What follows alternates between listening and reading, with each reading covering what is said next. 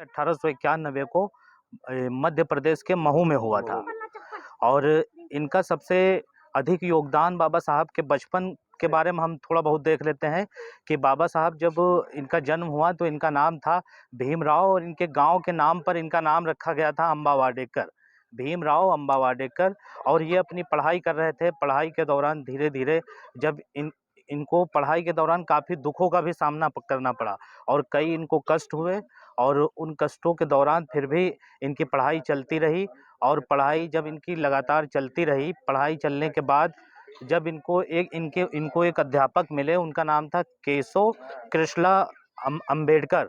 उन्होंने ही इनको अपना नाम अंबेडकर दिया था। और सबसे पहली बात तो ये कार्यक्रम जो है आप सभी लोगों के सहयोग से संपन्न हुआ है। सबसे क्योंकि इसमें सभी लोगों ने अपना योगदान दिया है। उस योगदान के लिए सदैव हम आप सभी लोगों के ऋणी रहेंगे, क्योंकि जितने लोग इसमें सभी लोगों ने कुछ ना कुछ योगदान दिया। बहुत से लोग ऐसे भी हैं जो यहाँ पर नहीं आ पाए हैं, लेकिन उन्होंने अपना सहयोग दिया है।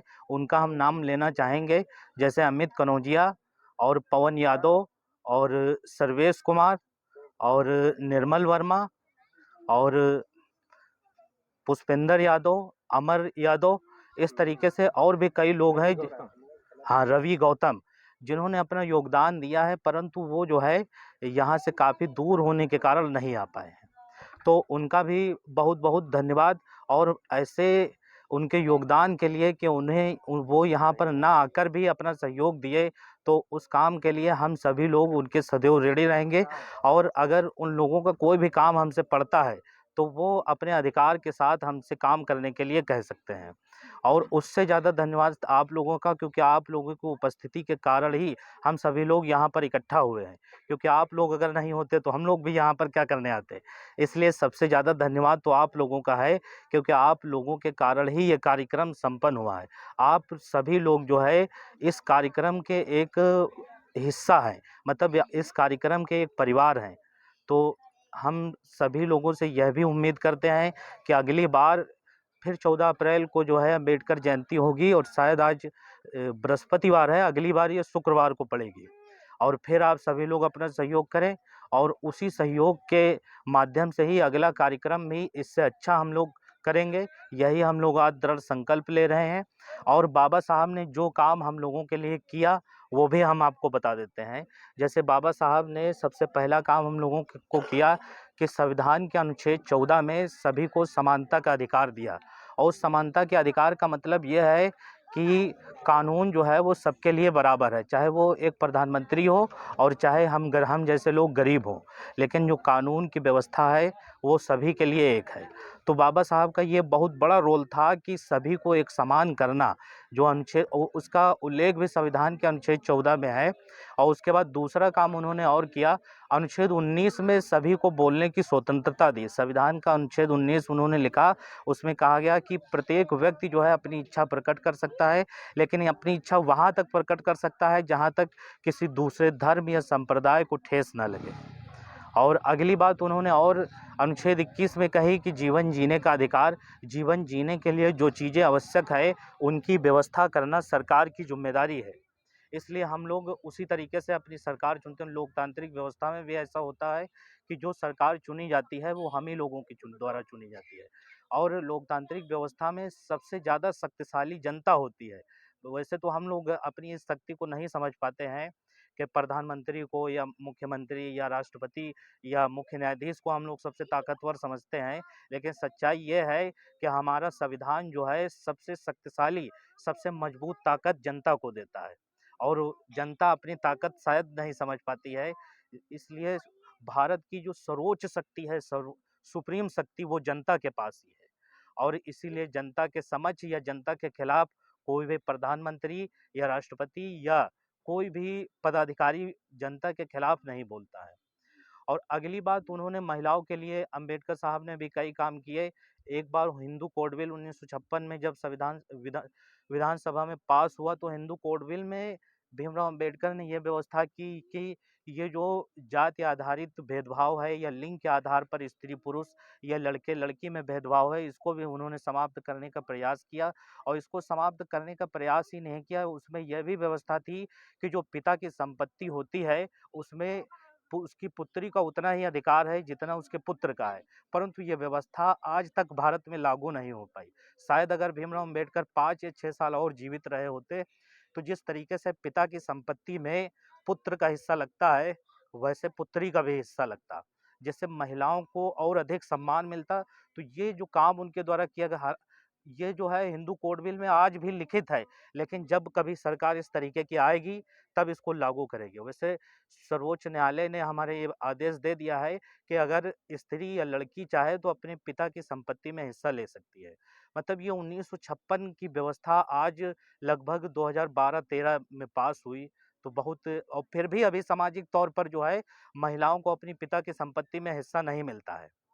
लगभग हमको लगता है 98% अधिक योगदान बाबा साहब के बचपन के बारे में हम थोड़ा बहुत देख लेते हैं कि बाबा साहब जब इनका जन्म हुआ तो इनका नाम था भीमराव, और इनके गांव के नाम पर इनका नाम रखा गया था अम्बा वाडेकर, भीमराव अम्बा वाडेकर। और ये अपनी पढ़ाई कर रहे थे। पढ़ाई के दौरान धीरे धीरे जब इनको पढ़ाई के दौरान काफ़ी दुखों का भी सामना करना पड़ा और कई इनको कष्ट हुए, और उन कष्टों के दौरान फिर भी इनकी पढ़ाई चलती रही। और पढ़ाई जब इनकी लगातार चलती रही, पढ़ाई चलने के बाद जब इनको एक अध्यापक मिले, उनका नाम था केशव कृष्णा अम्बेडकर, उन्होंने ही इनको अपना नाम अम्बेडकर दिया। और सबसे पहली बात तो ये कार्यक्रम जो है आप सभी लोगों के सहयोग से संपन्न हुआ है, क्योंकि इसमें सभी लोगों ने अपना योगदान दिया है। उस योगदान के लिए सदैव हम आप सभी लोगों के ऋणी रहेंगे, क्योंकि जितने लोग इसमें सभी लोगों ने कुछ ना कुछ योगदान दिया। बहुत से लोग ऐसे भी हैं जो यहाँ पर नहीं आ पाए, लेकिन उन्होंने अपना सहयोग दिया है, उनका हम नाम लेना चाहेंगे, जैसे अमित कनौजिया और पवन यादव और सर्वेश कुमार और निर्मल वर्मा और पुष्पेंद्र यादव, अमर यादव, इस तरीके से और भी कई लोग हैं, रवि गौतम, जिन्होंने अपना योगदान दिया है, परंतु वो जो है यहाँ से काफ़ी दूर होने के कारण नहीं आता। तो उनका भी बहुत बहुत धन्यवाद। और ऐसे उनके योगदान के लिए कि वो यहाँ पर ना आकर भी अपना सहयोग दिए, तो उस काम के लिए हम सभी लोग उसके सदैव ऋणी रहेंगे। और अगर उन लोगों का कोई भी काम हमसे पड़ता है तो वो अपने अधिकार के साथ हमसे काम करने के लिए कह सकते हैं। और उससे ज़्यादा धन्यवाद आप लोगों का, क्योंकि आप लोगों की उपस्थिति के कारण ही हम सभी लोग यहाँ पर इकट्ठा हुए हैं, क्योंकि आप लोग अगर नहीं होते तो हम लोग भी यहाँ पर क्या करने आते। इसलिए सबसे ज़्यादा धन्यवाद तो आप लोगों का है, क्योंकि आप लोगों के कारण ही ये कार्यक्रम संपन्न हुआ है। आप सभी लोग जो है इस कार्यक्रम के एक हिस्सा है, मतलब इस कार्यक्रम के एक परिवार है। तो हम सभी लोगों से यह भी उम्मीद करते हैं कि अगली बार फिर 14 अप्रैल को जो है अम्बेडकर जयंती होगी, और शायद आज बृहस्पतिवार है, अगली बार ये शुक्रवार को पड़ेगी। और फिर आप सभी लोग अपना सहयोग करें, और उसी सहयोग के माध्यम से ही अगला कार्यक्रम भी इससे अच्छा हम लोग करेंगे। यही हम लोग आज दृढ़ संकल्प ले रहे हैं। और बाबा साहब ने जो काम हम लोगों के लिए किया वो भी हम आपको बता देते हैं। जैसे बाबा साहब ने सबसे पहला काम हम लोगों को किया कि संविधान के अनुच्छेद 14 में सभी को समानता का अधिकार दिया। और समानता के अधिकार का मतलब ये है कि कानून जो है वो नहीं पाती है। और इसलिए तो दूसरी बात, उन्होंने महिलाओं को भी वोट देने का अधिकार पूर्ण रूप से दिया। जितना कि मत का अधिकार, जितनी मत की वैल्यू एक पुरुष की है या प्रधानमंत्री की है या मुख्यमंत्री की है, उतनी ही वैल्यू एक गरीब या स्त्री की भी है। और उन्होंने स्त्री समानता पर भी बहुत जोर दिया। अगली बात, तो उन्होंने जो है ग्राम पंचायतों का गठन भी किया। अनुच्छेद 40 में अंबेडकर साहब ने ग्राम पंचायतों का गठन किया। उस समय भारत में गरीबी थी, तो ये पंचायती राज व्यवस्था, जो पंचायती सिस्टम है, ये अच्छे तरीके से नहीं चल पाया, लेकिन ये धीरे धीरे आगे चल करके आज विकसित हो गया। और इसी के साथ हम अपनी बात समाप्त करते हैं और आप सभी लोगों से हम आग्रह करते हैं, जितने भी लोगों ने इस कार्यक्रम में सहयोग किया है, उन सभी को हम अपने परिवार का सदस्य मानते हैं और उनको जो है हम इस कार्यक्रम का भी सदस्य मानते हैं और उनका मैं अपने हृदय से आभार प्रकट करता हूँ और सदैव मैं उनका ऋणी रहूँगा। और उनके इस सहयोग के लिए वो हमको अपना मानकर कभी भी हमसे कोई भी काम बता सकते हैं। मैं इस योग्य तो नहीं हूँ कि उनके सारे काम कर सकूँ, लेकिन इतना ज़रूर है कि मैं उनके काम करने का पूरा प्रयास करूँगा। जितने लोगों का सहयोग रहा है या जो लोग नहीं देना चाह रहे थे, परंतु उन लोगों से मुलाकात नहीं हो पाई, उन लोगों से भी आग्रह है कि जो है वो भी हमें अपना अधिकार समझकर या अपना सहयोगी समझकर हमको कोई काम बता सकते हैं और मैं उनका काम अवश्य करूँगा। और ये पिछली बार कार्यक्रम हमारे नसीम भाई के आर्थिक सहयोग से शुरू हुआ था, तो हम उनका भी बहुत-बहुत आभार प्रकट करते हैं कि उन्हीं के सहयोग के द्वारा जो पहली बार इस कार्यक्रम की नींव रखी गई थी और आज ये हम लोग दूसरी बार इस कार्यक्रम को मना रहे हैं।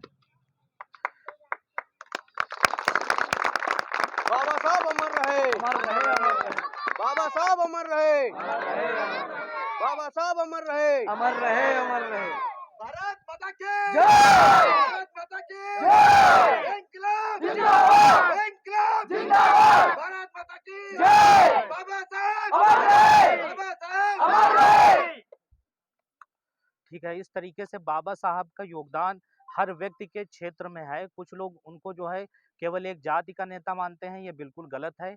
और बाबा साहब ने भाई उन्होंने अपनी पर्सनल किताबों में क्या लिखा इससे हमको मतलब नहीं है, लेकिन उन्होंने जो भारत देश के देश के लिए प्रत्येक नागरिक के लिए जो संविधान लिखा, वो संविधान जो है उसमें किसी तरीके का किसी धर्म पर या किसी जाति पर, किसी संप्रदाय पर या किसी वर्ग पर कोई भेदभाव नहीं है। उसमें केवल एक एक व्यवस्था की गई है, जो कमज़ोर वर्ग के लोग हैं, उनको आगे बढ़ाने के लिए आरक्षण दिया गया है। ठीक है? तो धन्यवाद, आप सभी लोगों का बहुत-बहुत सहयोग रहा। इसके लिए जय भीम, जय भारत।